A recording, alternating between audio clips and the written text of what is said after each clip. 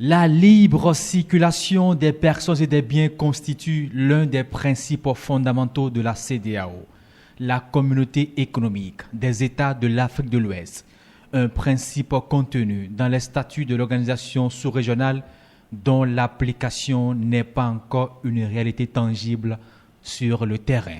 Le Bénin, de son côté, veut lever toutes ces barrières.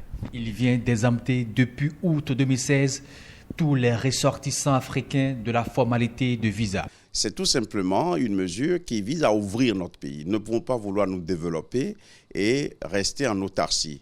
Nous ne pouvons pas appeler à des investissements et nous fermer. Et nous ne pouvons pas non plus chercher à être des champions de l'unité africaine en fermant ce pays. À travers cette décision, le Bénin veut se révéler au monde entier, une approche dont le Rwanda en est le précurseur.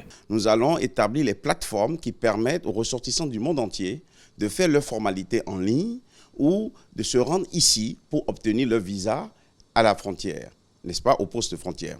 Depuis que nous avons pris cette mesure, j'ai déjà enregistré au moins 2 cas de pays qui sont prêts à nous accorder la réciprocité. Ici au Bénin, c'est 3 mois de séjour sans visa, mais au-delà des 90 jours, la législation vous impose des formalités. Et parlant de législation, certains concitoyens estiment que la loi portant régime des étrangers en date du 26 février 1986, non encore abrogée, pourrait constituer un obstacle à l'application de la décision. Le point 3 de l'article 1 dit « Tout étranger entrant en République populaire du Bénin doit présenter aux autorités du poste frontalier les pièces suivantes en cours de validité. Petit a, un passeport ou autre document de voyage en tenant lieu. B, des certificats internationaux de vaccination.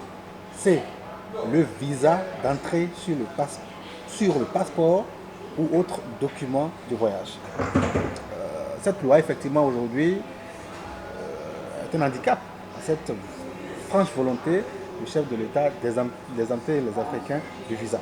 Effectivement, le régime des étrangers est réglementé. Le régime des étrangers relève d'une loi de février 1986. Et cette loi-là, effectivement, établit le régime des étrangers. Seulement, depuis notre constitution de 1990, la constitution du 11 décembre 1990, le régime des étrangers ne relève plus du domaine de la loi. Et l'article 98 qui établit cela est suivi par un article 100 qui dit que dans toutes les matières où des textes ont été pris sous forme législative, un décret peut modifier, un décret peut, sous réserve bien sûr de l'avis pris du Conseil constitutionnel, un décret peut être pris pour régir ces matières-là. Donc ce que nous avons fait pour le moment, nous avons pris des mesures transitoires. Une décision à portée économique pour le Bénin, mais que dit-on des dispositifs sécuritaires? Cette mesure ne veut pas dire qu'il n'y a pas de contrôle à nos frontières. Cette mesure ne veut pas dire non plus qu'en cas de menace pour la sécurité, en cas de menace en matière de santé ou pour toute autre raison, que le pays ne reprend pas son droit régalien de restreindre l'accès à notre territoire à des ressortissants de certains pays. Cette décision a aussi une portée politique, a dit le ministre en charge des Affaires étrangères. Le Bénin s'ouvre au monde pour son rayonnement économique, social et culturel. Un Bénin plus flexible aux investisseurs étrangers.